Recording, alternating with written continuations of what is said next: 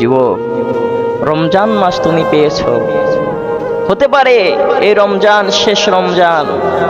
কত যুবক দুনিয়া থেকে চলে গেল, কত বাবার কাঁধে সন্তানের লাশ বয়ে কবরস্থানে নিয়ে যেতে দেখলাম।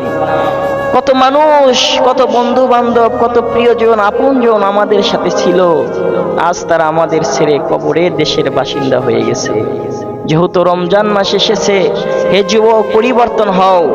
হে মুমিন মুসলমান, নিজেদেরকে আত্মশুদ্ধ করো, নিজেদের জীবনের গুনাহগুলোকে মাফ করার চেষ্টা করো, যাতে কিয়ামতের দিন আল্লাহ তাআলার দরবারে বিনা হিসাবে জান্নাতে যাওয়া যায়, তেমন একটা চরিত্র গঠন করো। আল্লাহ তাআলা বলেছেন, কদ আফলাহাল মুমিনুন, শুধুমাত্র মুমিনরাই সফলতা অর্জন করেছে। আর এই সফলতা দুনিয়ার কোথাও নাই। সফলতা আছে কোরআনে, সফলতা আছে ইসলামে, সফলতা আছে বিশ্বনবীর চরিত্রে। হে যুবক, তোমার চরিত্রটাকে নবীর চরিত্রের মতো করো।